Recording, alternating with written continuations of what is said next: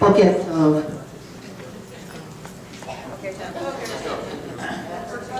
So 900 years ago, Maimonides supported inclusion of people with disabilities, and here we are today. I'm just listening to the history of our program in Minneapolis. 11 years later, what a change in the community. But what I'd like to do, although I'm not officially a rabbi, although I think Rabbi Christensen would be quite novel. Maybe someday. Okay. I would like us all to join together and say the Shehecheyanu, because we are all here together, and to have all our voices united to thank God for bringing us to this moment is chill producing. So if you'll join me. Baruch atah Adonai Eloheinu melech haolam shehecheyanu v'kiyamanu v'vigyanu l'zman haseh. Thank you. I can put this back on.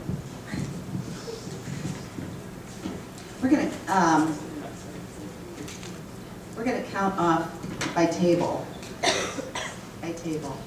and up to the number 5. So, and you'll see why in a minute. Some of you already know the method to this madness, but you're going to be table 1. 2. 3. 4. Okay, and Nachesh Olim in the back, you'll be 5. You're not stragglers. You're 1. 2. 3. 4. You guys are 5. 1, 2. And then anybody on that side who's not sitting at a table will be 3. 1. More 1. Yeah, you guys are 1. Yeah. Now, in 2010, and Jennifer mentioned this last night too, 2010, the U.S. Census indicated that 20%, roughly 20% of people living in the United States have some kind of disability. Now, I'm not good at math, believe me, but I know 20% is 1/5. So that's every person sitting in every 5th seat in this room.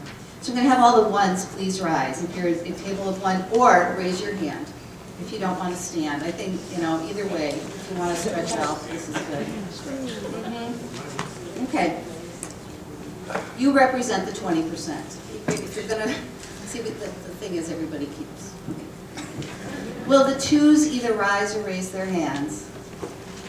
You represent the parents, the siblings, the grandparents, the aunts, the uncles, and cousins of people who have disabilities. You are the family members. Please stay standing or raising. Will the 3s please rise? You represent the teachers, the direct support providers, the medical professionals, the therapists, and those who provide professional services to people with disabilities. And now the 4s. You represent the cohort of peers of people with disabilities. Regardless of your age, you have peers who have disabilities. You have people in your life who are your friends, or could be, if we were more welcoming and less fearful of people who have disabilities. And now will the 5s please rise? Rise your hands. You represent the rabbis, the educators, the teachers, the camp counselors, the B'nai Mitzvah tutors, the boards of Jewish agencies, federations, Jewish family agencies, JCCs, vocational organizations, and the synagogues and their members. I hope I didn't leave anybody out. You represent the Jewish community. I want everybody to look around. Hands held high or stand tall. This is all of us, isn't it? This is all the Jewish community. Okay, you can sit now, no more demands. If we're to make inroads necessary to ensure that people with disabilities and their loved ones are included in this vast and rich Jewish community, I invite you to remember this. The spirit of inclusion is embedded in all that we do. The structure of inclusion, the tachlis, that's really important. We're going to get to that at our next session. These are the actions, the protocols, the strategies, the things we put into place. First, we read that we learn that the spirit of inclusion is grounded in our text. 2 resonate to form the basis of this spirit, this ruach of inclusion. The first is Genesis, of course, 1:27, that all people are created in the divine image. B'Tselem Elohim. Each of us has a divine spark that ignites our souls and makes each of us unique. Second, the concept of tikkun olam, repairing our broken world, bringing the shattered remnants together, reminds us that each one of us has the responsibility to repair the world, and this includes people with disabilities taking their place in the chain. We have to stop thinking of people with disabilities as mitzvah projects and start thinking of them as us.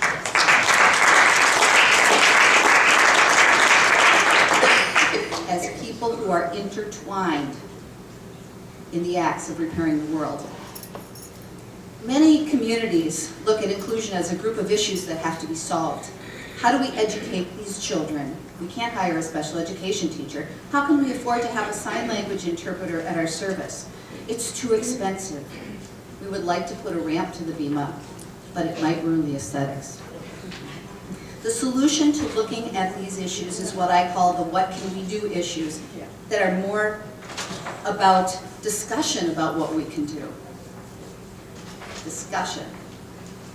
We've talked enough. Our basic beliefs about inclusion of people with disabilities won't be changed by knowing that someone has a special needs fund, or by planning an event for Jewish Disability Awareness Month, or attending a bar bat mitzvah of a child with a disability. These are outcomes, and they signify recognition of the importance of being an inclusive culture, and they are all necessary. We are not going to talk about what we can do.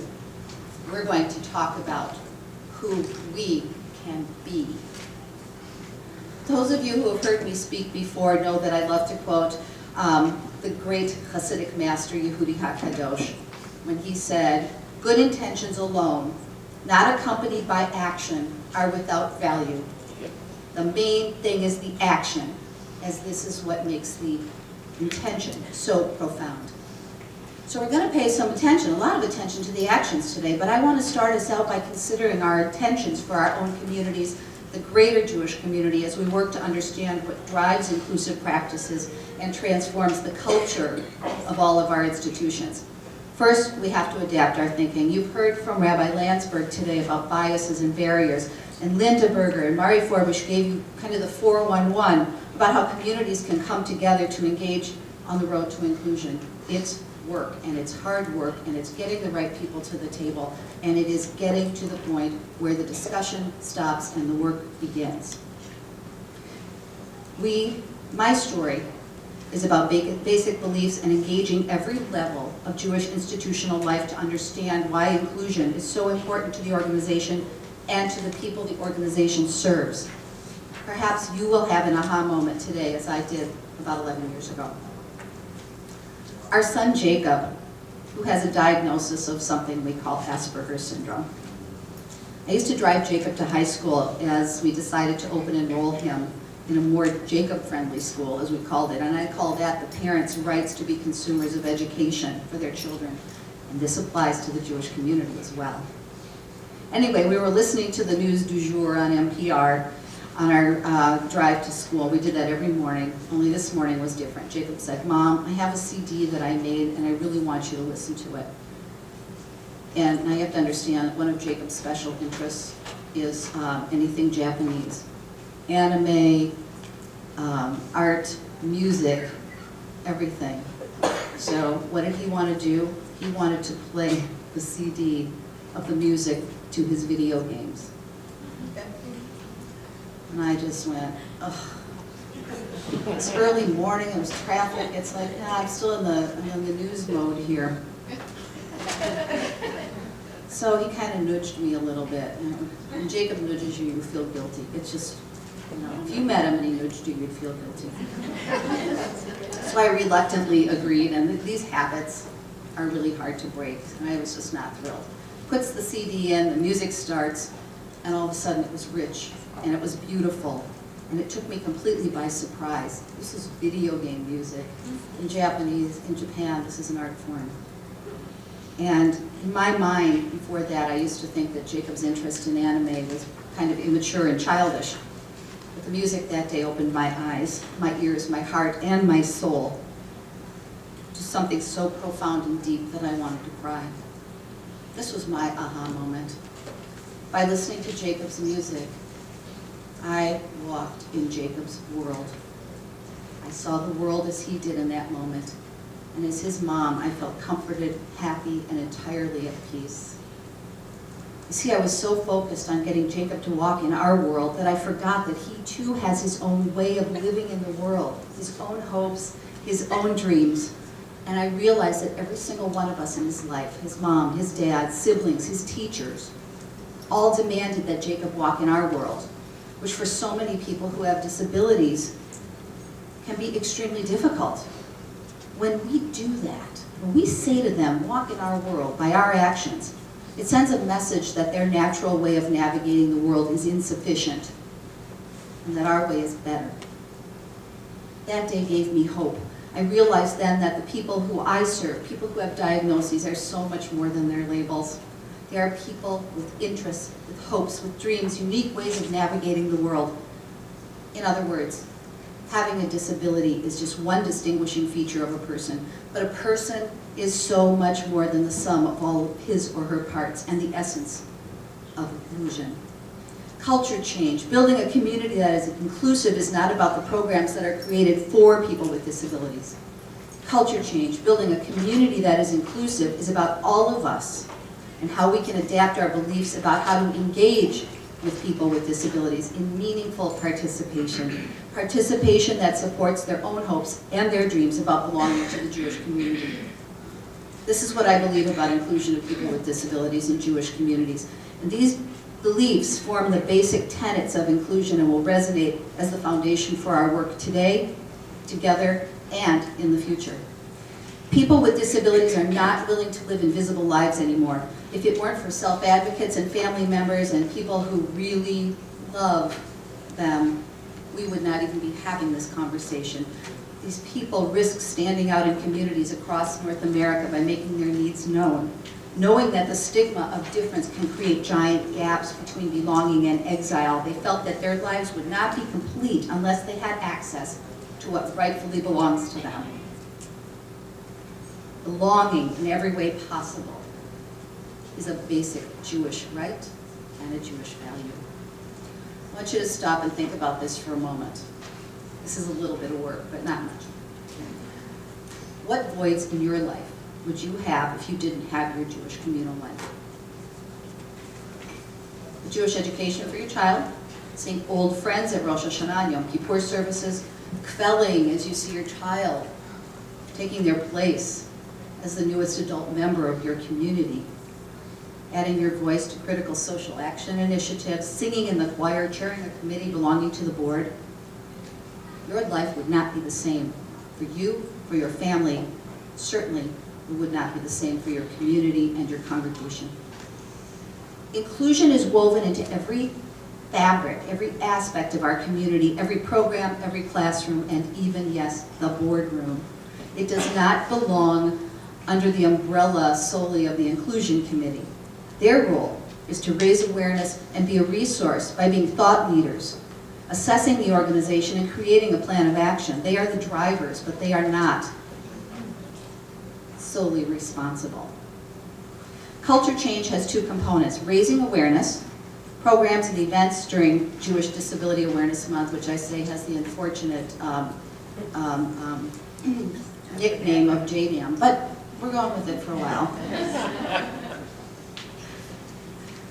Things that you can do the rest of the year: useful signage, communication on websites, bulletins, reading the JDAM Reads selections for this year, and you all have something on your table about this. I'd like to just give a shout out to Elaine Hall, who is one of our authors this year for her book, Now I See the Moon, A Mother, a Son, a Miracle.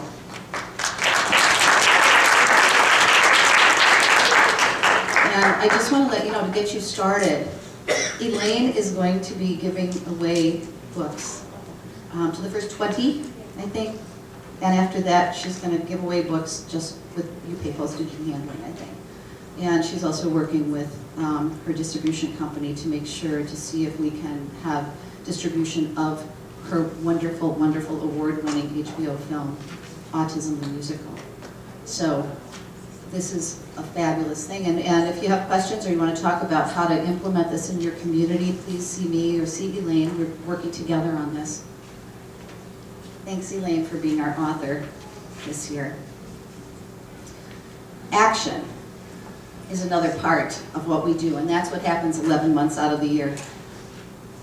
The news flash, we don't do things for people with disabilities, we do things with people with disabilities. And I think it was on a phone call, and I can't remember if it was Shelly or Jennifer on the call, said, you know, we're planning this. Do we have people with disabilities who are planning it, the conference today? And I was like, I raised my hand. Some other people, I think, raised their hands. We have people with disabilities on our planning committee. We do things with people with disabilities. We love to do things that help others, but inclusion is different. When was the last time you planned a program with someone with a disability? Did you ever think that they might want to be involved in planning their own participation in synagogue or the community? This is self-determination. It should be up to the individual to determine their goals and convey their hopes and their dreams for their own Jewish involvement. The inclusion program in Minneapolis that I managed made that possible. We engaged with community organizations with the expectation that they would give more than lip service to people with disabilities. We taught them how to think about including Jews who traditionally sat on the margins. We partnered with them to assess and develop goals for meaningful participation in all areas of organizational life. We helped create strategic plans and provided the support through a full-time community professional who held them accountable while supporting change. I literally wrote the book on Jewish community inclusion. This is the, what, the Bible? The Bible. Okay, no, but it's not the Torah. It's on Amazon, you should buy it, it's fabulous. Is it on I Amazon? think so. Oh my gosh, I have order forms too, so, you know. Get it from Shelly, it's better. I'll sign it for you. They don't do that on Amazon.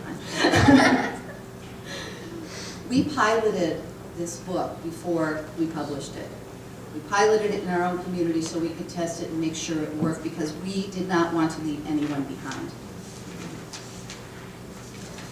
In building the tabernacle, all Israel rejoined in their hearts. No one felt superior to his fellow. At first, each skilled individual did his own part of the construction, as it seemed to each one that his work was extraordinary. Afterwards, once they saw how their several contributions to the service of the tabernacle were integrated, all the boards, the sockets, the curtains, and the loops fit together as if one person had done it all. Then they realized how each one of them depended on the other. They understood how what all they had accomplished was not by virtue of their own skill alone, but that the Holy One had guided the hands of everyone who had worked on the tabernacle.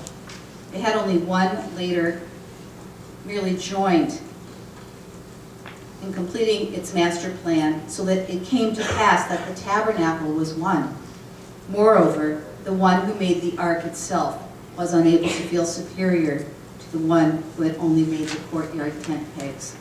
And that's a quote from Rabbi Lawrence Kushner's article, The Tent Peg Business. Today we must be guided by the spirit of inclusion. When we meet one of those people who want to belong, we must look into their eyes and see the humanity there that makes us all created B'Tselem Elohim, that unites us in the desire to belong to the Jewish world in as many ways as we can think of. As Rabbi Michael Latz of Congregation Shir Tikva says, life is kind of like Noah's Ark. We're all in the same boat. That boat is not full. We haven't gathered all of us if we leave people with disabilities sitting on the dock. If we haven't made the gangway from land to sea a little wider and a little stronger. There's plenty of room for everyone on this boat.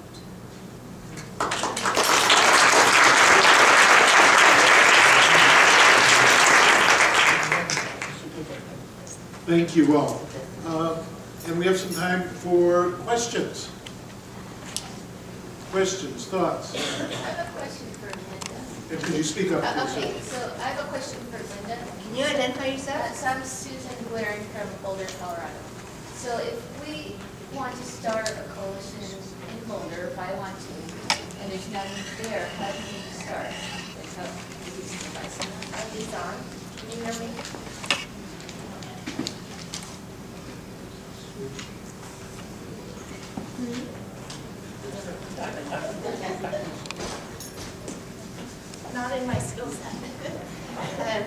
So our coalition, we simply sent out a invitation to, first we started with the CEOs of the major organizations in town, like the Federation and the Jewish Community Center, and invited them to a meeting where we told them we were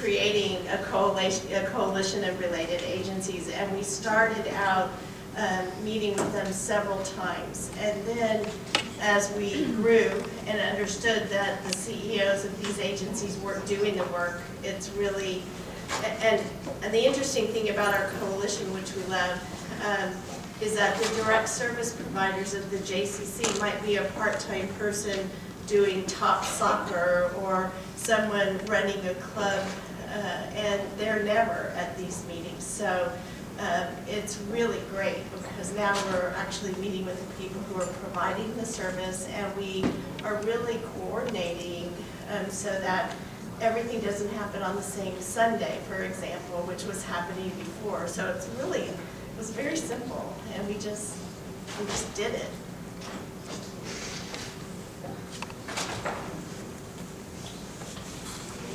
Other questions? Yes.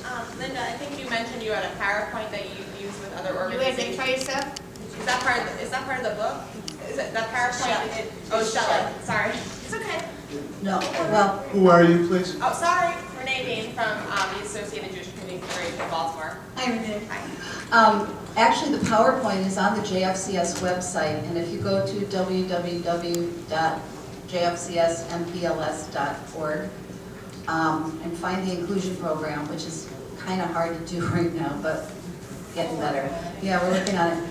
It's listed, there are several links under the inclusion program, and one of them is the PowerPoint. However, it's so big that we couldn't add the audio to it. But I can send it to you, and I can send you a script too. Just send me an email. And can you just say a little bit about what's in that book that we want to purchase? Like, what is that? Is it a roadmap to organizations? It's the roadmap, and actually Becca is going to be leading us in some talk lists afterwards, and some of that is based on the book. But it really is a guide to, first of all, attitudes, but the real direct stuff, how to get started, starting an inclusion committee, and what you have to do in your organization to even make that possible. It teaches you how to write mission statements. It teaches, there's a chapter on assessments that's very, very comprehensive, so that you're drawing people into the conversation about it. And then it has things you can do. Yes. Yeah, I'm Ben Newton from Baltimore. Shelly touched on the fact,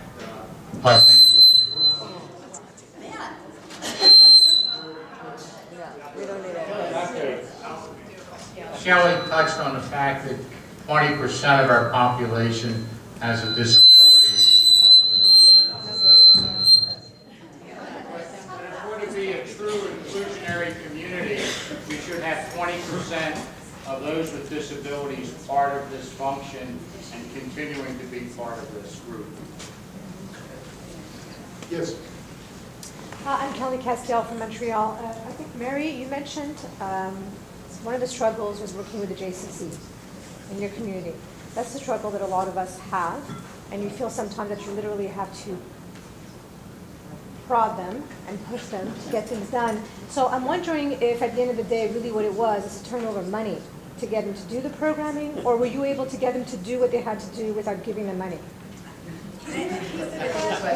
How do you get your JCC? How do you get your JCC to respond? So I mentioned that we had some struggles with our JCC and getting them to become involved, and I think you know it's about the people who take on these tasks, and the JCC hired an inclusion coordinator who was just dedicated, and they got there was a capital campaign in Minneapolis.